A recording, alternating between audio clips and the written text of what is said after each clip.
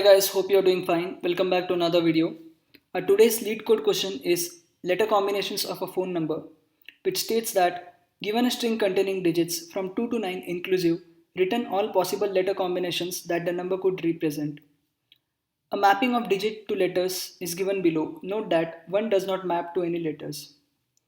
So as we can see in the image, 1 and 0 does not map to any characters, whereas the digits from 2 to 9 map to several characters such as 2 maps to ABC, 3 maps to DEF and so on. So if we consider an example where we type the digits 2 and 3, then the possible letter combinations that we get are ADAEAF, BDBEBF and CDCECF. As we have already seen the possible letter combinations when we dial the digits 2 and 3, so let us dive directly into the approach to solve this particular problem. Our first step in the approach is creating an array of strings called nums and storing the mappings of all the digits from 0 to 9 into this array. Since 1 and 0 does not map to anything, therefore we store empty strings. There are two possible approaches to solve this particular problem. One is using backtracking approach and the another one is using recursive approach. Let us consider the recursive approach with the same example as given in the question where our digits is 2 and 3. So in the recursive approach, we call a recursive function called f with two arguments namely I and s. I is the location of the digit and s is a current string. We recursively call this function with the value of I as 1 and the value of s as a, b and c. And we go on recursively calling until the value of I is equal to the number of digits, that is 2. Therefore, we get a possible letter combinations as ADAEAF, BDBEBF and CDCECF.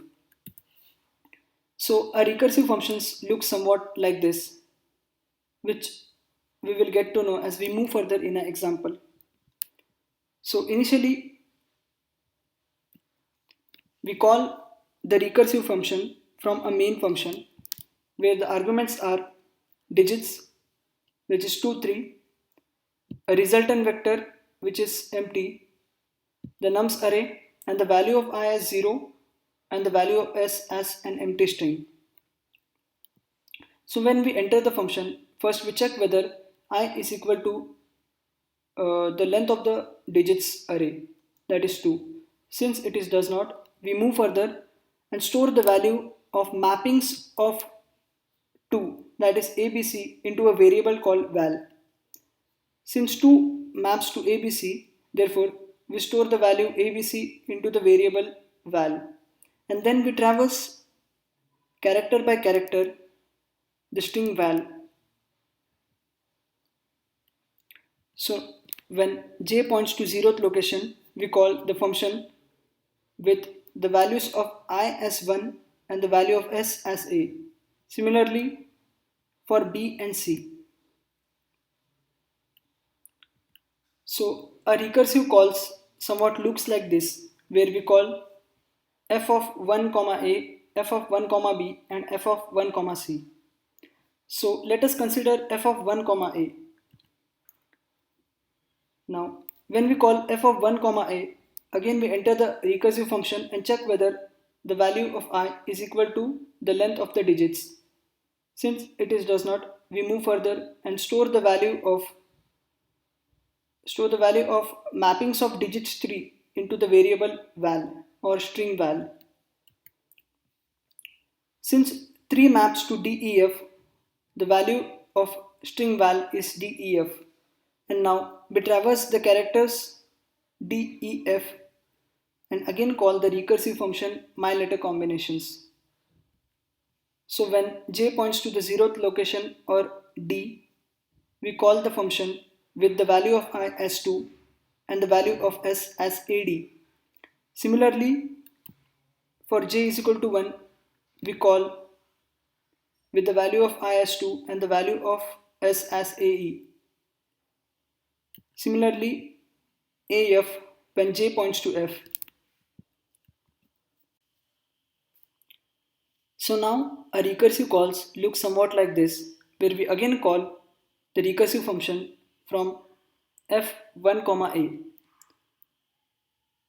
Since now we get a condition where the value of I is equal to the length of the digits, that is 2. So we store the strings AD, AE and AF in a resultant vector. So the contents of a resultant vector are AD, AE and AF. And let's look at the second call from the main function where the value of S is B. So now we store the value of the digit 3, that is DEF, in the string val, and now traverse the string val character by character and call the recursive function with the values of I as 2 and the value of S as BD. Similarly, when j points to E, we call with the value of S as BE, and when j points to F, we call the function with the value of S as BF. So again, recursive calls will look somewhat like this, and here we store the value BD, BE and BF into a resultant vector. So the resultant vector is updated to the following values, and again we are into a third function call from the main function where the value of S is C. So again we store the mappings of the digit 3 into the string val and traverse the string character by character. When j points to 0th location, we call another recursive function with the value of I as 2 and the contents of S as CD. Similarly, CE when j points to E and CF when j points to F. So we have completed with a recursive call, and finally the updated contents of the resultant vector are AD, AE, AF, BD, BE, BF, CD, CE and CF. So finally we can begin with a code. Initially we create a vector of type string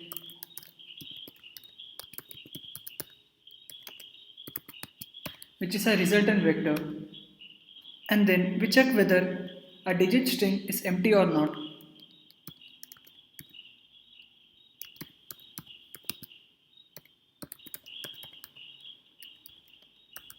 That is, if digits.length is equal to 0, then we directly return a resultant vector which is empty.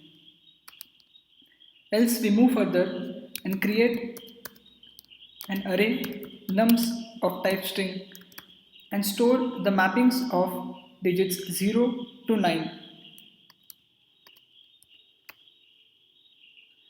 Since 0 and 1 does not map to anything, therefore we store empty strings at position 0 and 1, and after that we store the mappings from digits 2 to 9.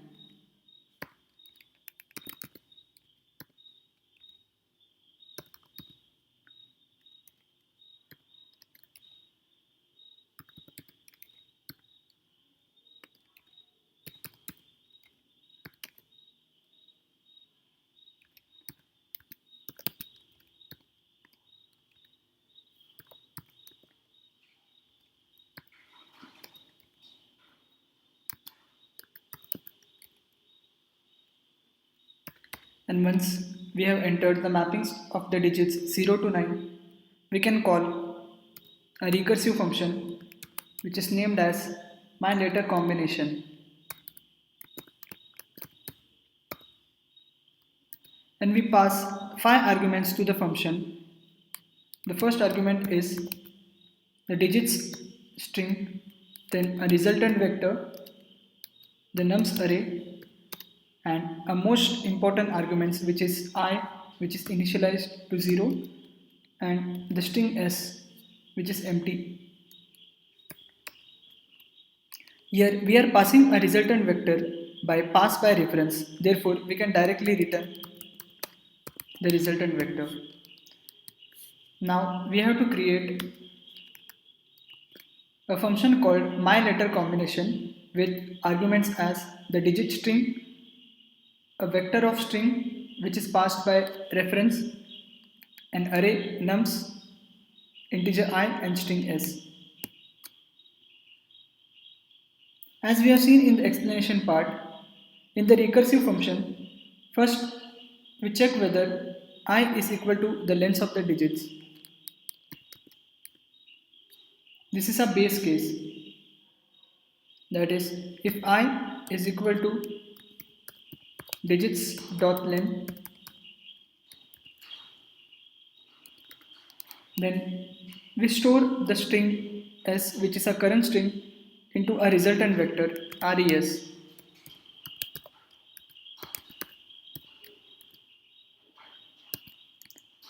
and then we return from the function. If I is not equal to digits dot length, then we continue further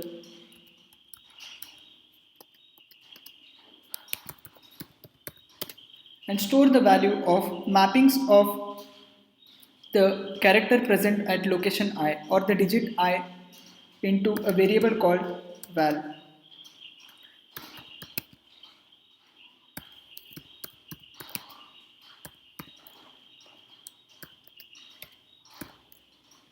Here the digit is a string digit, therefore we subtract the value of 0 from it, therefore we get the integer value.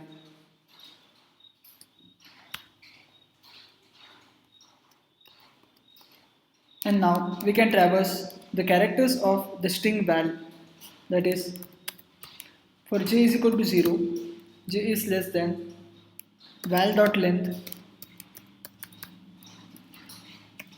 j plus plus, and while traversing we again call a recursive function which is myLetter combination with the two arguments updated as I plus 1, and instead of empty string we pass s concatenated with the value of j.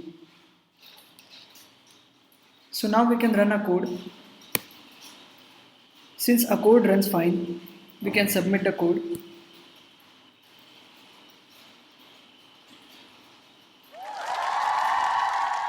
And our code got accepted successfully.